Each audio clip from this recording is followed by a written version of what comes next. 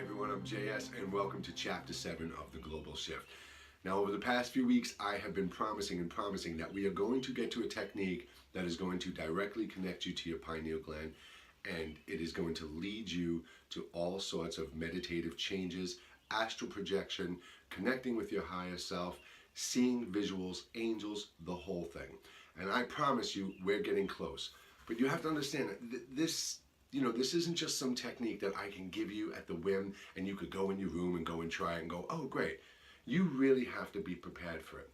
So I want you to know, I haven't been stringing you along, trying to gain more followers or waiting for you to offer me money or anything like that. We're just getting to the point where I feel you're ready for it. If you've been following along since chapter 1 all the way up until now, you're getting closer if you're doing those meditative exercises. And that's what I'm hoping you're really doing, because they are very important. This is all done for a reason. And like I said, when we get to that technique, which we're about an episode or two away from, when we get to that technique, I promise you it's the game changer. It's going to show you things and enable you to do things with yourself that you never thought were possible. So I want to jump into where we were kind of talking about last week with the separation of science and religion. You know, we all know we're humans, and since we're children, we hear the word soul. We hear it in church, we hear it in our families, we just hear it all over the place. Soul, you're a good soul, you're a bad soul, you have a soul, your soul goes to heaven, all that stuff. Well, what is a soul? What is it?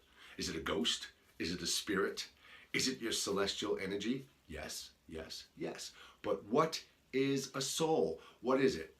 As we're learning today, your soul really is your consciousness. Not just your conscious mind, not just your subconscious mind, but your celestial mind, your higher self, your true consciousness. That really is what your soul is. But the word soul, we've never really been given a true meaning of the word soul that makes sense. Honestly, think about that. You can't explain to me what a soul is. You can't. You can say, well, it's the created energy inside you that God created that drives your body. Okay, good enough. But what a soul really is a sentient organism utilizing logic. Once again, the separation of science and religion, taking away the true definition of the word because it's an abbreviated word. Sentient organism utilizing logic. S-O-U-L. So you are awake, you are aware, you have comprehension and intelligence, you are an organism, you are a biological living organism, a part of this planet, and you utilize, you accept, and this is what you incorporate in your process of evaluation, you utilize logic. What is logic? Logic is the truth. Logic is making sense. Logic is when you have $50 left in your pocket and your friends are going out to party, but your kid needs food. What do? You don't go out and party. You do the logical thing and you buy the food and take care of your family. That's that voice inside of your head that's always been there, that logical side. It's always been that one voice that's been saying, no, no, no, no, don't do that because you need to do this. And it's also the voice that's been saying, do this because you shouldn't be doing this. But what do? What do we really do? We actually push aside and second guess our logical side. We do. We've been so conditioned, so brainwashed to accept negativity that we distrust and don't believe honesty and logic. Case in point, somebody says, oh my God, you're beautiful. You're the most amazing person I have ever seen in my life. I love you more than life itself. We sit there and go, oh yeah, he's giving me a line of bullshit because he wants something from me. But if a person goes, you know what, you're an asshole, you're ugly, you're fat, you're stupid, we actually believe that stuff.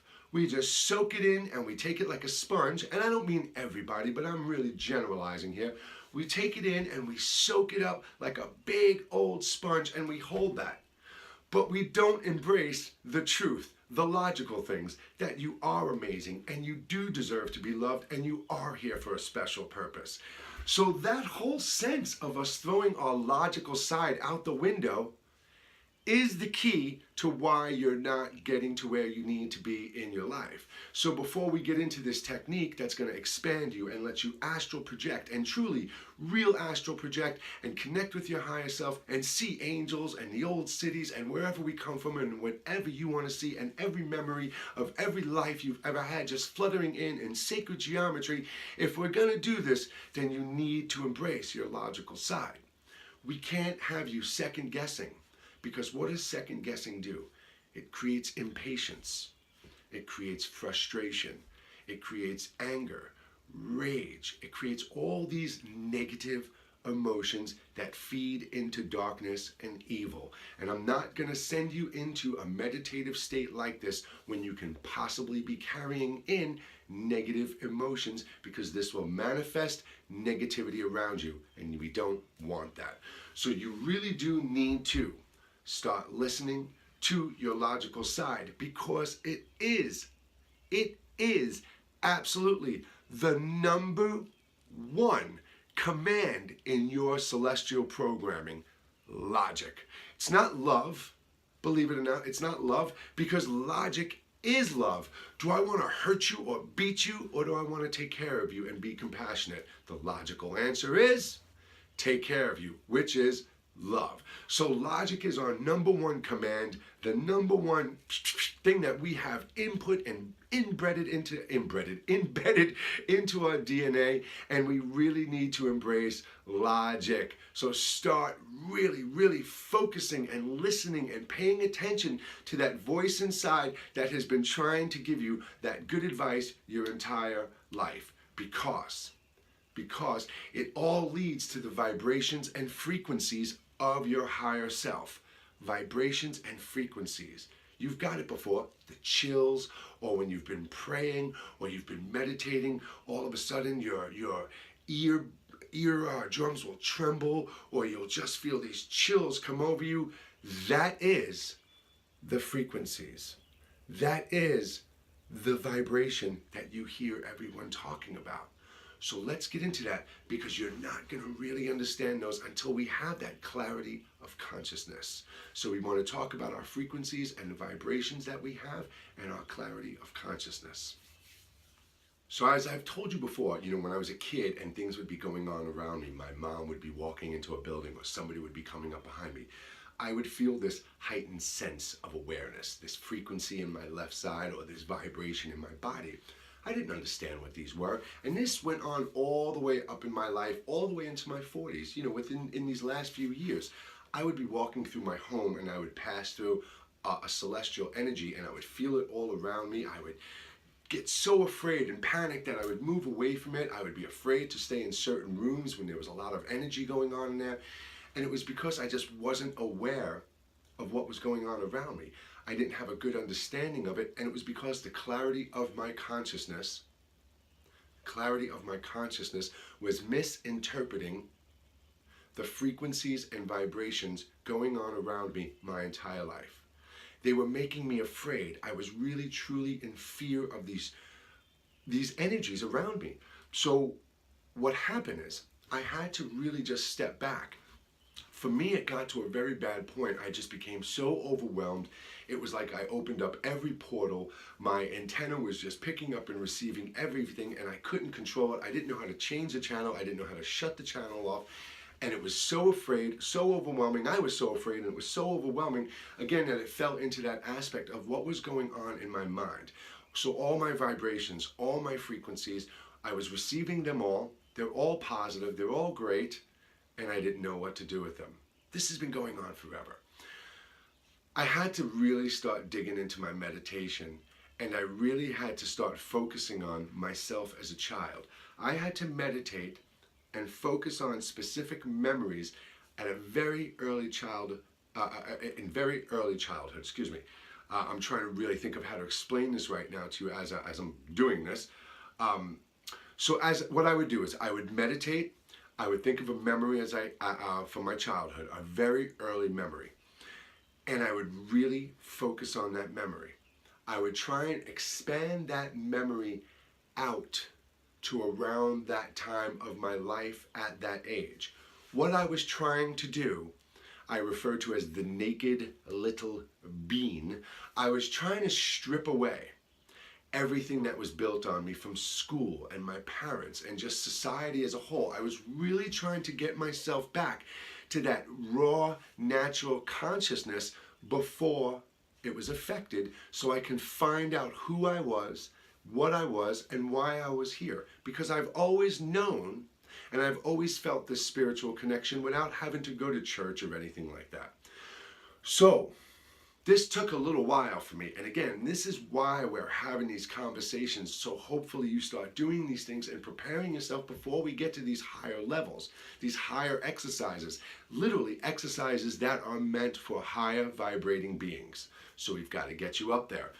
So I would really focus on this. I'd get myself back to these points of childhood, whether it was my dad beating my mother or my mother abusing me, or whether it were the great memories of being at my grandparents' house or doing fun things with my family. Whatever it is, I'd get back there and I would expand on that era. I would try and really pull myself and really get into that mind. Remember, I told you, time doesn't exist. So you can consciously right now really get yourself into your mind as a child. It's your mind. It's all there. It's your consciousness. Just as you are 12, 20, 50 today, you are also 100, 2, and 9 today. Do you understand? So I got myself there. I got myself back to that point, and I realized that it was this. It was this. All I ever wanted to do was communicate and connect with people. Let them know that that feeling of loneliness that they have inside of them. We all have that deep down isolated loneliness, that solitude feeling inside of us. That is our direct connection to the true consciousness that was originally alone. So I wanted to do this as a child, as a little child. These were my thoughts. It's crazy to think about right now as a kid wanting to do these things, but I wanted to find a way to communicate and connect with everybody in the world. So by doing this, by getting back to that little naked little being, I began to get a clarity of consciousness. And all of a sudden, these frequencies and vibrations and feelings in my home, I didn't feel afraid of them anymore. I actually was now curious. I wanted to experience and witness them, see what was inside that vibration and frequency. And the only way to do that was to open up myself to it. Open myself up to it. Now, opening yourself up to it. Which part of you do you open yourself up to it? What are you talking about? Which part of you do you open yourself up to these higher vibrations and frequencies? Do you open this, your conscious, aware, Facebook, Stop and Shop, Walmart mind? Or your subconscious mind, the mind that's more active, bigger, stronger, and more intelligent than our conscious mind? The one that when we sleep, when you go to sleep at night and your subconscious mind kicks in, that part of you is stronger, more intelligent, more active, and more aware than your conscious mind. What is that telling you? Well, what it tells me is that part of us is what's really more connected to our true being. That this small, illusionary, delusional state that we are in, our reality, is just that, a created reality for us to experience in. And because it's so simple to navigate through here, our true purpose here is so simple to navigate here that we only need just a little bit. But when we go to sleep, when we shut down, when we go into sleep mode, and we're streaming back and forth all that data between us and our higher consciousness and the super consciousness, and we're receiving back and we're changing our program and altering things to manifest going forward, that's our subconscious mind.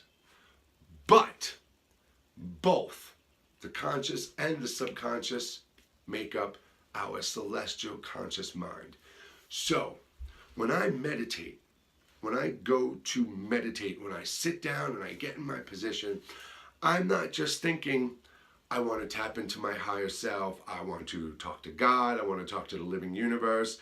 I'm not sitting there going, okay, tomorrow I need to go to Stop and Shop and get some avocado and I need to get some of this. I'm not doing that. I'm doing all of it. I'm literally sitting there, like I've said before, for that first 15 to 20 minutes, letting my mind clear itself out. All my rambling thoughts, all the spontaneous thoughts, all the uncertainty, when I'm first trying to connect, or who do I want to talk to, what's going on here. It takes me a few minutes to get my coordinates correct, right? But what I'm actually doing is letting my mind sift out and simmer down and clear out and get that clarity of consciousness. So when I do truly go into my meditative state and I do my exercises and techniques, I am doing it with a nice an open conscious mind. My celestial mind is what I'm tapping into, and I'm tapping into whatever that is connected to. Okay, so these frequencies and vibrations that you may have already felt, you may be one of these people who are clairaudient like myself. The left side of you will get these frequencies, shift changes. And it was so trippy for me when Sagan, my son, was just born and we brought him home. He would stare at my wife in the eyes. He would stare at his brother Kyle in the eyes. He'd look at everybody in the eyes. Me, when he would look at me, he would always be looking over my left shoulder. I would move like this and he would be watching something moving over my left shoulder. And that's my higher self communicating, whispering in my ear, sending me these messages. He was seeing these alternate energies that are around me. And it was just mind-blowing. So I'm trying to raise him in that naked little bean stage. Back to us. When I meditate, I do that. I sit down. I don't have any intent at first. I just sit down. I start to relax. My eyes are open. My eyes are closed. I'll itch. I try to keep my eyes closed primarily, but if I need to open them to do something really quick, I open my eyes. I scratch. I move. I get all this out. And like I said, 15, 20 minutes, I let all my thoughts go. And then I'm ready. It's almost like, well, now what? I'm bored. I don't have anything else to think about. I don't have anything else to do. So what do? It's the perfect time to jump into the void. Let's go explore. Let's go tap into ourselves. And that's what you want to do. But you need to let both of those minds kind of join together to become one, because that's truly what we are. And again, it's that separation of science and religion. We have our subconscious mind. Bear with me. We have our subconscious mind, which is really the spiritual, celestial part of us. And then we have this here, we'll call it the science mind. It's just absorbing and believing whatever it can see, hear, taste, and smell and touch. That's nonsense. It's nonsense. Because that's not even wood I'm surrounded with. It's the atoms that make up wood, and if you really go down and break those down, they just break down to little particles, 99.99999% of empty space, and that 0.00001% of whatever's there is energy, light. So there's still nothing solid there. None of this, not even a piece of steel is really a big solid piece of steel, because there is no such thing as a particle, because a particle represents a solid material object, and there is no such thing. Light, photons, energy that is being held together by a frequency and a vibration, holding it all together. And that's what we want to connect with. So we've got our subconscious mind in order. We've got our conscious mind in order, right? We understand that these feelings, these frequencies and vibrations around us are celestial energies, our higher self, they're God. But sometimes they are negative forces. See, here's what happens. When you're mad, when you're pissed off, when you're angry, and you carry this inside, it just doesn't alter how you perceive things, and it just doesn't alter what you project out to the world, and it just doesn't alter what you receive back. It actually, truly, and literally manifests a negative energy. A negative energy. You've basically created, you've given birth to a force of darkness. This happens to us. This is that dark cloud, that just bad luck always following us. Now, you can burn sage and you can go see all these people and do all you want, and a whole bunch of it's going to work and some of it's not going to work. But really, again, your intent, your every single day intent, your every single second of every single day intent is the key to the clarity of consciousness, to the shifting of your perspective, and it is the key to me giving you the secret technique to unlocking your pineal gland in 2 seconds. And that's mindfulness and awareness. I've been talking about we need to perceive everything with love. We need to project everything with love so we receive that back, and that's what we become, just this being of love illuminating light and love. This does not happen, none of it, none of your clarity of consciousness, none of the getting rid of the negative forces, not even willing the things you want in your life, unless you get a hold of your awareness. Your awareness. Now, we've all heard the word mindfulness. Be mindful of your thoughts and actions. Be mindful of your thoughts and actions. That's your awareness. That's your awareness. Okay? We hear that word mindful and we think it's some secret yoga, celestial Yoda technique that we've got to go pay some guru to teach us. And it's basically your awareness. What you're aware of constantly. Constantly. That is what mindfulness and awareness is. So, it's that whole concept of faking it. Now, you've heard fake it till you make it with, musicians and all this stuff. There's fake it until you become it. Think of this. As a child, you went to school, you learned all these things you probably would have never wanted to learn, and you've incorporated all these things into your life, and you buy all these things you naturally never would have wanted. So that's conditioning. That's a form of brainwashing. So what I'm saying to you now is this: fake it until you become it is reprogramming yourself. It is changing what has been done to you. And it's done with that mindfulness and awareness. So here's what you're going to do for me. Here's what you're going to do. You're continuing all the exercises we've done, and I'm going to give you a new one at the end of this one as well. But now, for this week, forever, for the rest of your life, you are going to be mindful of your mindfulness, of your awareness. You are going to make it a daily exercise for every second of every day, even if you're thinking, I got to go to the store and I got to buy eggs and I got to do this and I got to pick up my kids, but I'm mindful of love and I'm mindful of my surroundings and I'm mindful of what I'm projecting and perceiving. And that's what you need to do. Every single second of every single day. I don't care if you've got to tie a string around your finger, if you've got to hang notes on your door, you got to put on bracelets that remind you of it. And I'm serious. These visual things will be your reminders. If you've got to take Post-its and stick them all over your house or office and in your car with mindfulness and awareness on it, then do that. If you've got to tie a string around your finger or your wrist to be mindful, aware, do it. I'm not a Buddhist, I'm not a Christian, I'm not Jewish, I'm everything, but I wear mala beads. Why? So I am mindful and aware of what I am accomplishing and who I am becoming in my life. This is a visual representation for me to know who I am and what I'm doing. That's why I wear them. I don't, do the mala all the way around and things like that. I have practiced Buddhism and stuff, but there is not one religion because there's all religions, and that's what I'm here to do, is embrace and incorporate all religions into one of love and light. And you are the key to that. Think of this. Without you, there is no such thing as God.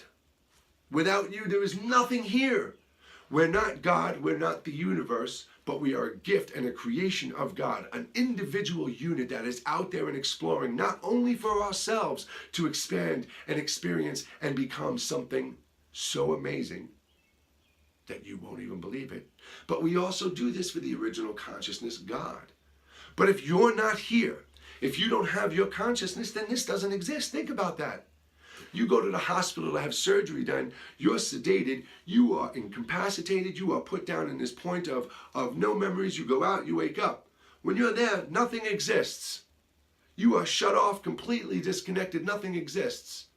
And in that state, there is nothingness. So without you, there is no God, There is no earth, there is no solar system, there is no universe. So if you want to know if you're important, if you want to know if you're special, think about that shit the next time you're feeling bad. Without you, nothing exists. Not even nothing, because you have to have something to experience nothing for nothing to exist. So without you,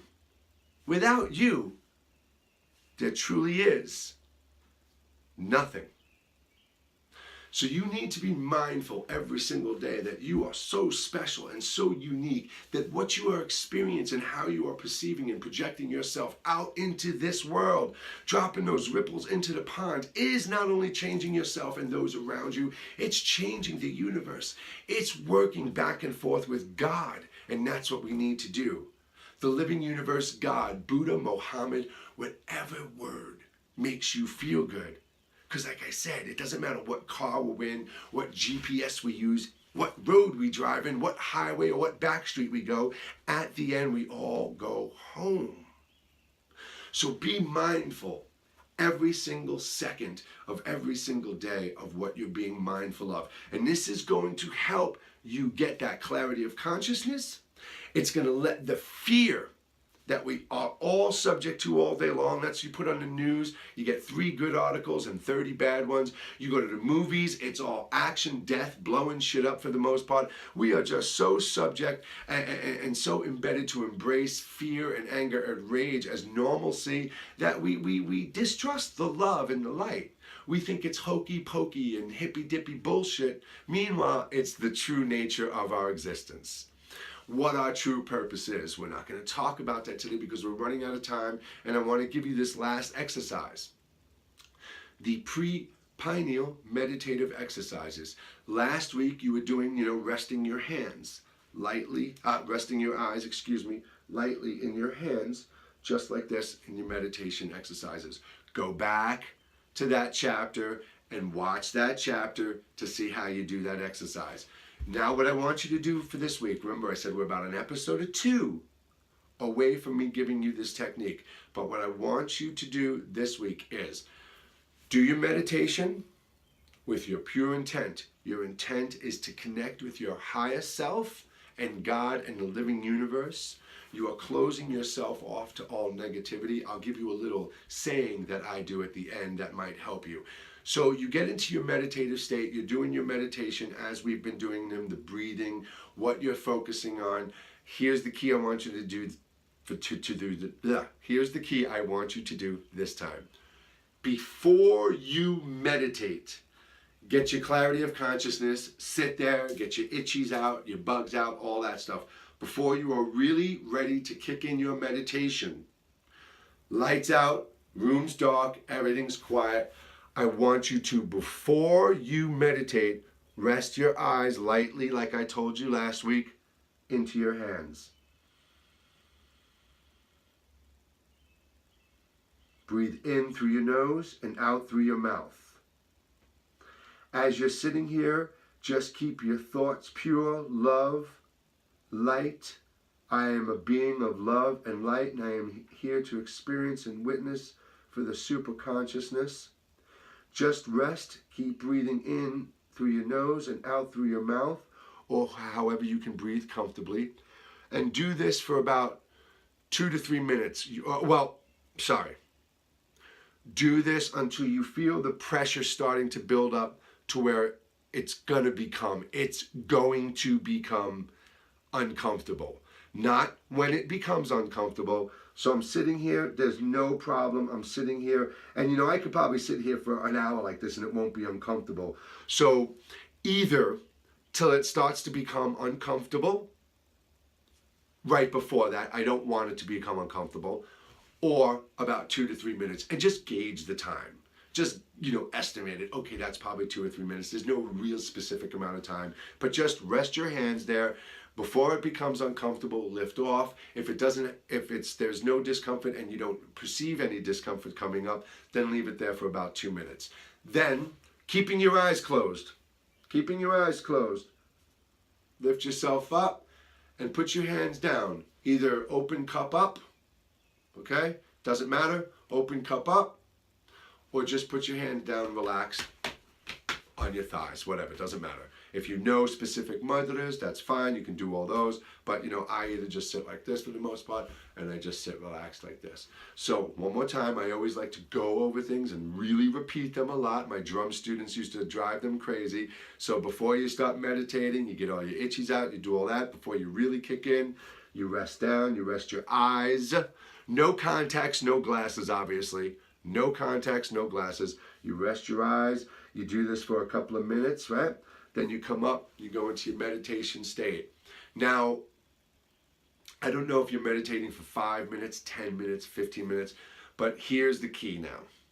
You really need to start pushing your meditation longer.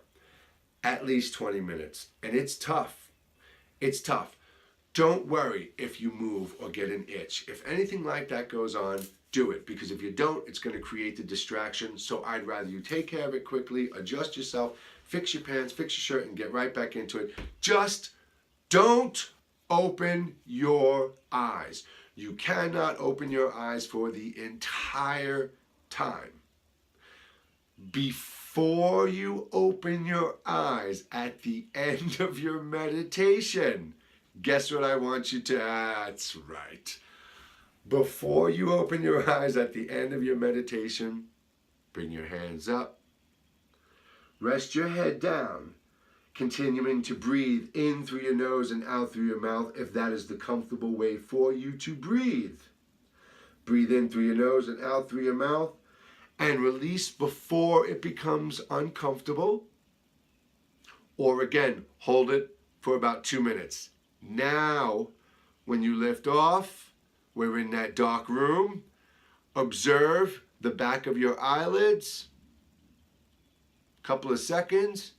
And then open your eyes and sit in that dark room, just observing the air. Look around, look everywhere for about 3 to 5 minutes. Quick recap. Pre-meditation, itchies out. Rest your hands down, your eyes on your hands. Don't let it get uncomfortable, or for about 2 minutes. Do at least a 20-minute meditation. Don't worry about itching and moving if you have to. Before you are done with your meditation, rest your eyes again on your hands. Same thing. Don't let it become uncomfortable, or for at least 2 minutes. Then come up, be aware, take notice, be mindful of the backs of your eyelids. Look around, okay, yep, I'm here. Open your eyes and then stay in that room for another 3 to 5 minutes, 10 minutes, 15 minutes, 20 minutes, an hour, whatever you want. Chill out in there. It's great, right? Sit there and look around. Look at the photons in the air. Look at all the vibrating particles you see. And then during the week until next episode, when you're out there and you're just sitting in your room or you're at work and you're daydreaming and you're zoning out, try and look at for that mist in the air, in the light. Try and see that mist that's everywhere, okay? Again, the photons, that life and our existence is projected in everyone. This episode definitely went over 30 minutes. It's quite okay. It's quite okay. We're very close to our pineal expansion. Now, here's what I want you to do for me. Please. The way we're going to really make a change in the world, the way we're going to just stop the hate and the slaughter and the destruction and these insane politicians and world leaders and the manipulation of our religions into hating one another. The only way we're going to make these changes is by letting other people become aware of light and love. We get enough shit, darkness, evil, bad news pushed in our face every single day. So what you can do, if you're on Twitter, Instagram, Facebook, YouTube, share these videos. Just make a post, go, hey everyone, you really might want to check this out. These are some great messages. If it resonates positively with these people, they're going to accept it. If not, they won't. Don't worry about it.